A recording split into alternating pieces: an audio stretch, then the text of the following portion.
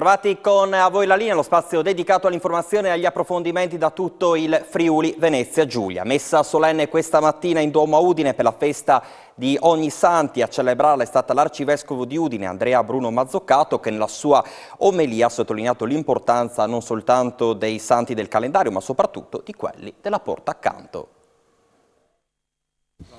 Buongiorno, siamo qui fuori dal Duomo di Udine, oggi è la festa di Ognissanti, 1° novembre, e proprio i santi della porta accanto, quelli che abbiamo conosciuto e che conosciamo tutti i giorni, sono stati al centro dell'omelia di Monsignor Mazzoccato, dell'arcivescovo di Udine, che li ha definiti la medicina all'individualismo e alla mancanza di senso di responsabilità e del dovere di cui tanto ci lamentiamo. Ricordiamo anche altri santi, ugualmente, persone cristiane che abbiamo conosciuto molto bene, perché magari per anni ci sono stati anche fisicamente e affettivamente vicini, siamo stati con loro. Sono quei santi che Papa Francesco, con una espressione molto felice, nell'esortazione apostolica Gaudete et Exsultate, ha definito i santi della porta accanto, santi vicini al nostro condominio, alla nostra casa, oppure dentro la nostra casa, i santi della porta accanto. Qui mi piace ricordare alcune espressioni del Papa che dice: mi piace vedere la santità nel popolo di Dio paziente, nei genitori che crescono con tanto amore i loro figli, negli uomini e nelle donne che lavorano per portare il pane a casa, nei malati, nelle religiose anziane che continuano a sorridere. Oggi sento da più parti, anche nei dibattiti televisivi, che si invoca la necessità di riscoprire il senso del dovere, perché si è perso il senso di responsabilità nei confronti della vita, delle persone, della società. Ci si lamenta dell'individualismo, che è come un tarlo che si è insinuato nelle coscienze e porta le persone a aver bisogno di pensare prima di tutto a se stessi, al proprio interesse, e così si perde il senso della responsabilità verso gli altri. Di questo ci lamentiamo. Invece di lamentarci, che non serve sostanzialmente a niente, meglio che guardiamo qual è la medicina per guarire la nostra coscienza dall'individualismo e dalla mancanza di senso di responsabilità verso la vita. E la medicina è l'esempio dei santi, i quali hanno consumato la vita con un altissimo senso di responsabilità. Le persone più responsabili nei confronti della vita e degli altri sono stati i santi. Allora guardiamo all'esempio, come dicevo, sia di grandi santi del calendario che di quelli della porta accanto, e guardando a loro chiediamo al Signore che faccia crescere anche in noi il desiderio di diventare santi, di arrivare alla fine dei nostri giorni, che prima o dopo arriverà, sentendo Gesù che ci dice: bene anche tu, servo fedele, hai investito in modo saggio i talenti che ti avevo dato, non li hai sprecati, entra nella gioia del tuo Signore. E stiamo a Udine, andiamo all'esterno del cimitero monumentale, vedo in diretta ancora Isabella Gregoretto. A te la linea, Isabella.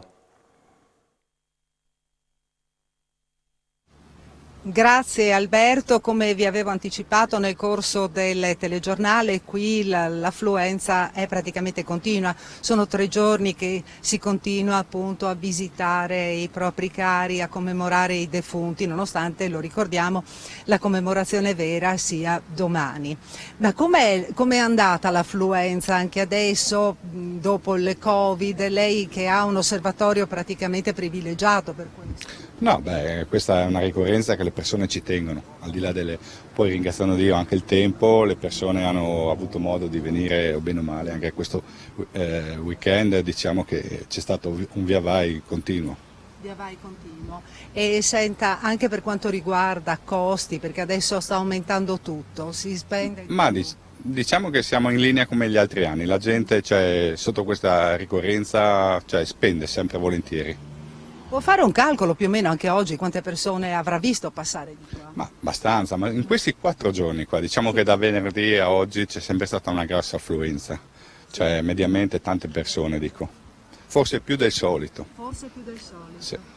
E sentiamo anche le testimonianze di chi appunto è già stato, chi deve ancora entrare, sentiamo un pensiero sulla giornata di oggi, vedo che lei appunto ha i vasi, deve andare a trovare i suoi cari. Sì, sono stata ieri a trovare qualcuno e oggi altri. Comunque è una giornata di commozione e di ricordo sempre. Ecco, commozione e ricordo che oggi magari è sentito maggiormente proprio perché c'è questa ricorrenza, però nel cuore ci sono sempre le persone che adesso sono... Il giorno dei santi circondati da santi. Ecco. Scusate, ma io mi emoziono. Vede, prima aspetto e dopo. E dura sempre. Sì. E non lo è solo oggi, è tutti i giorni. Sempre, e quando si viene qua ancora di più. Ecco. Grazie signora, la lasciamo andare perché sappiamo che ha fretta. E che cosa rappresenta anche per i giovani questa giornata?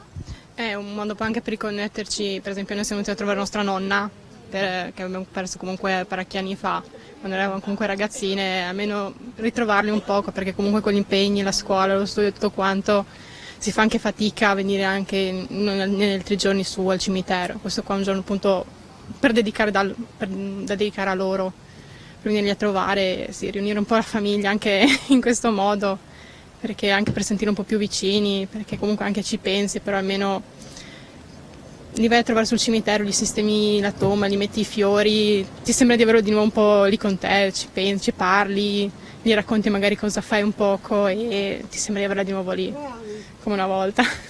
Sentiamo, è un'occasione signora per ritrovarsi anche, è vero? Per ritrovarsi. Sì, per ritrovarci, magari a poter tornare in Daur. Ma purtroppo non si torna indietro più. Ho anch'io mio figlio là, Dio voi.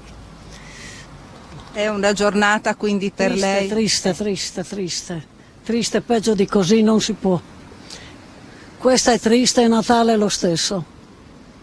È una roba che bisogna solo provare per credere, non è niente da fare, purtroppo. E si portano anche in cimitero, se si può, anche gli amici a 4 zampe. Sì, io vengo ogni giorno da quando è mancato papà e lui viene con me ogni giorno. Oggi è una giornata speciale anche perché la prima volta da quando non c'è papà e ogni anno venivamo con lui, quindi abbiamo cercato di portare gli stessi fiori, le cose che piacevano a lui. Sì, quindi non è una giornata perché oggi è ogni santi e domani è la commemorazione dei defunti, è un'occasione qua, cioè per chi lo sente il cimitero è tutti i giorni. Sì, io il santo in cielo ce l'ho tutti i giorni e tutti i giorni vive con me. Bene, quindi qui dall'esterno del cimitero di San Vito è tutto, restituisco la linea allo studio. Grazie Isabella. Egonars è stata rinnovata la celebrazione nel cimitero in ricordo dei morti provenienti dall'ex Jugoslavia internati nel campo di concentramento proprio di Gonarse. Lì è stata svelata l'intenzione da parte della giunta comunale di edificare un nuovo monumento. Sindaco, ci sono delle novità per quanto riguarda questo 1° novembre? La novità di quest'anno è che vorrei realizzare un monumento ad unione tra i 3 stati, Slovenia, Croazia e la Repubblica Italiana, per far sì che le frontiere non ci devono essere mai più, ma si devono costruire ponti. Questo monumento sarà realizzato con il simbolo della bandiera bianca e sarà realizzato con il simbolo dei ponti, appunto a dimostrazione di questa volontà, forza di unione tra i 3 stati. È un'iniziativa partita parecchi anni or sono, un rapporto forte tra comunità croata, slovena e la comunità di Gonars, che tristemente è stata interessata da un campo di concentramento, e quindi è importante mantenere viva questa memoria affinché fatti del genere non abbiano più a accadere, e ben fa l'amministrazione comunale, senza soluzione in continuità, ogni anno a celebrare momenti di incontro come questo. Qui a Gonars a celebrare con questa cerimonia di fatto la fratellanza tra i popoli sloveni, croato e italiano, a seguito di quello che avvenne qui durante la fine della Seconda Guerra Mondiale, dove cittadini croati e sloveni furono in qualche modo internati e conobbero le tragedie del nazifascismo. E quindi da un'attività così criminosa, così orribile, così nel buio del sentimento dell'uomo, oggi nasce invece la collaborazione, e penso che qui da Gonars possa nascere un grande invito alla pace tra i popoli. La guerra non risolve nessun problema, la violenza non risolve nessun problema, è la convivenza civile, la capacità di gettare ponti e di confrontarsi che può far sì che i popoli vivano in comunione e, vivendo in serenità, possono anche progredire e dare speranza al futuro. Andiamo a Tarcento con Daniele Paroni in una casa trasformata in una sorta di tempio di Halloween. Una coppia infatti ha creato un'area per far divertire la figlia e i suoi compagni di scuola. E qui c'è qualcosa di singolare da mostrare in occasione della celebrazione di Halloween, ma che cosa avete combinato, Erika? Abbiamo creato un allestimento in tema Halloween per appunto far divertire i nostri ragazzi che avevano bisogno un po' di svago dopo 2 anni senza feste durante la pandemia, che non avevano contatto con gli altri. Come hanno reagito? Diciamo sono un po' duretti, devono un po' sentirsi nella festa, forse è la loro prima festa avendo 13 anni. Come li avete incuriositi, Diego? Col sangue. No, semplicemente abbiamo cercato di fare un allestimento più bello possibile, che li incuriosisse, che li facesse sentire un po' a Gardaland, diciamo. Quindi quasi una sorta di parco di divertimenti. Vedo delle croci, vedo dei lumini, e questa è la scenografia esterna. Sì. Questa è tutta l'esterna, abbiamo messo delle croci, la carriola tipica friulana con il cadavere, i morti viventi che escono dalla terra. Abbiamo cercato in base ai film, in base agli stereotipi, diciamo, del film horror, abbiamo ricreato quello che riuscivamo a fare. Lì c'è la morte, che appunto vigila sul cadavere. Poi là c'è una pala. Una pala pronta a scavare, con l'aiuto di non si sa chi, qualcuno stasera forse. Senti, è un allestimento praticamente a costo zero, Erika? Sì, abbiamo un po' recuperato cose che avevamo in casa, ad esempio quei pupazzi lì li abbiamo costruito un po' tutto, qualcosa ci è stato prestato e noleggiato, e sì, è costato veramente poco. Senti, questa cosa fa un po' di curiosità perché non siamo abituati a questi allestimenti in Friuli. No, diciamo che Halloween è una festa prettamente americana, quindi è più per... cioè noi ci siamo un po' ispirati ai viaggi che abbiamo fatto e quindi anche a quello che abbiamo visto un po' in giro. Diego, quali sono state le reazioni? Qualcuno vi ha suonato il campanello vedendo? Sì, certo. Ho suonato il campanello, ci hanno chiesto informazioni, hanno chiesto di fare delle foto, li abbiamo invitati a portare i bambini a fare un giro all'interno. La gente si ferma perché è curiosa. Sarebbe bello fosse tutto il paese così. Senti, e la ragazzina alla tua destra chi è?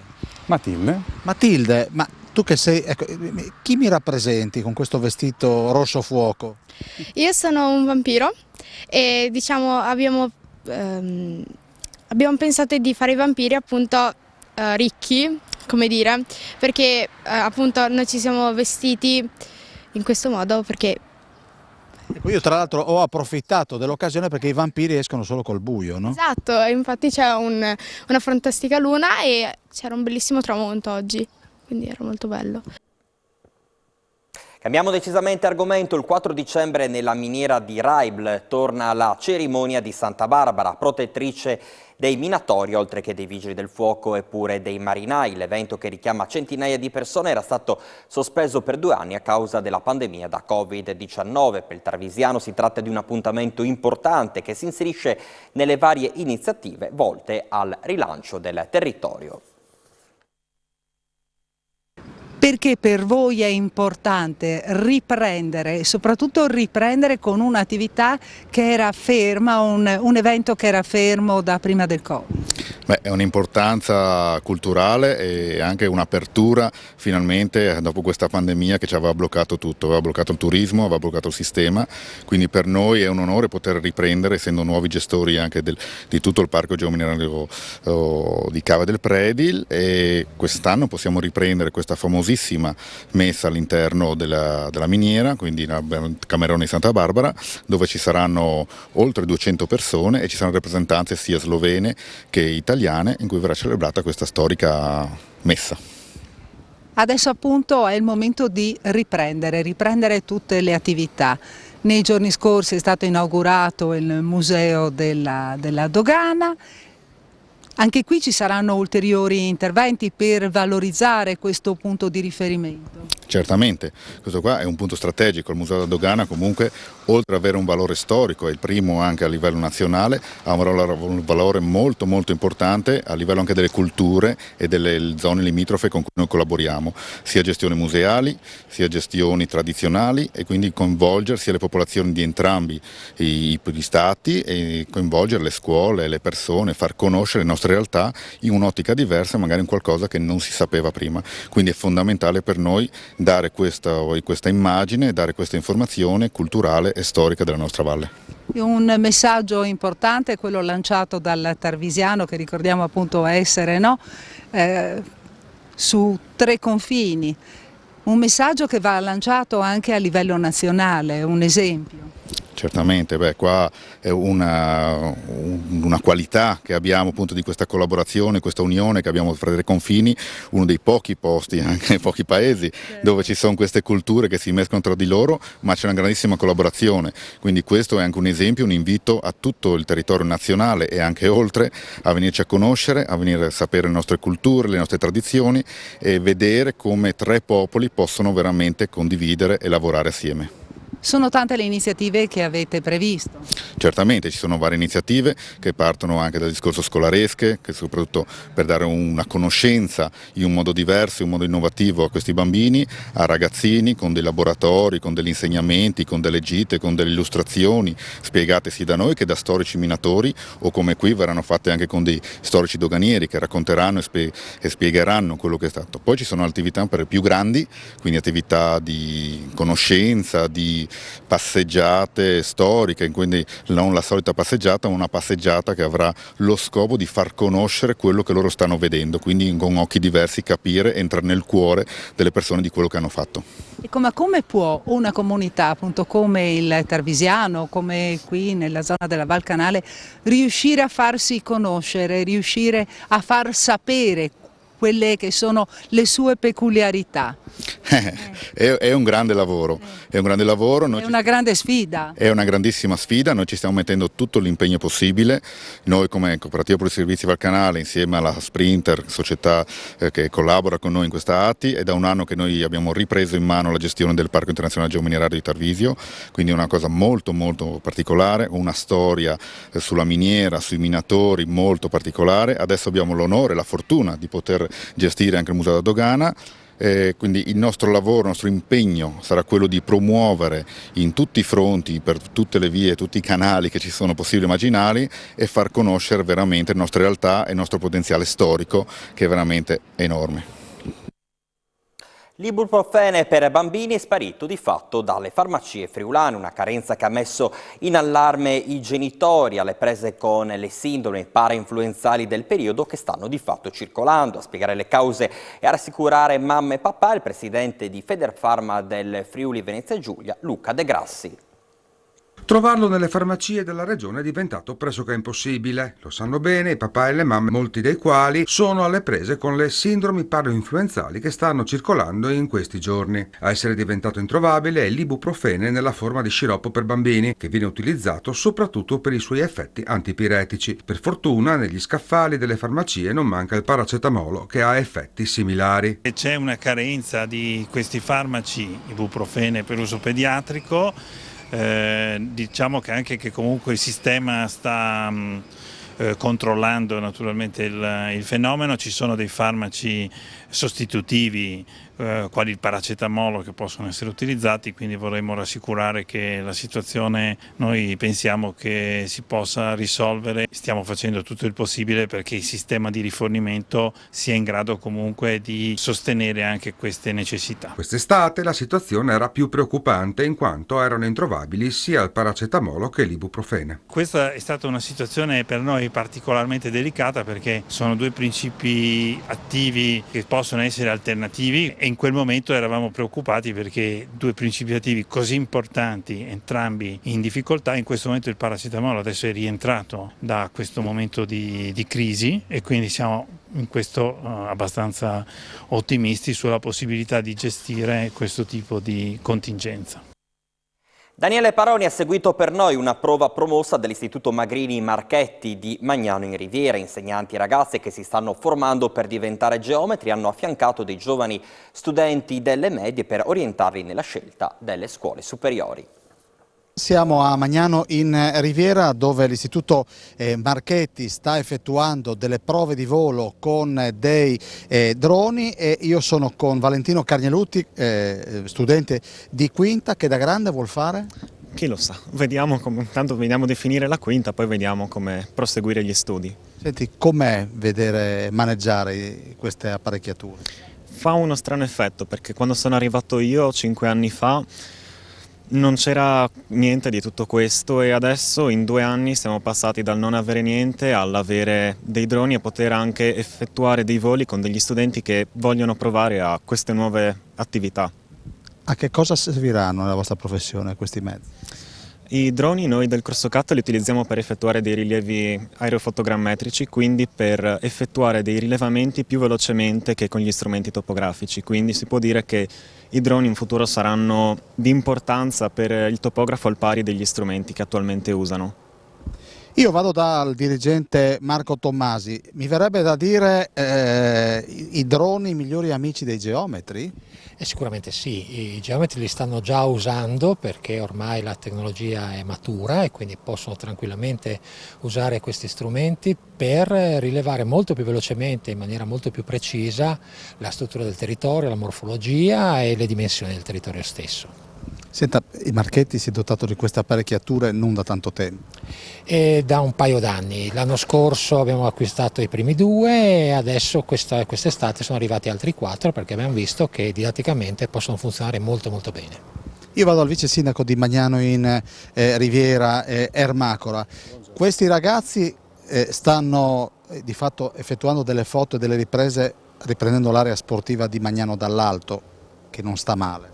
No, anzi, la nostra struttura è una tra le più eccellenti del Friuli Venezia Giulia ed è una struttura che si presta, oltre che per questi eventi, anche per qualsiasi tipo di sport, insomma.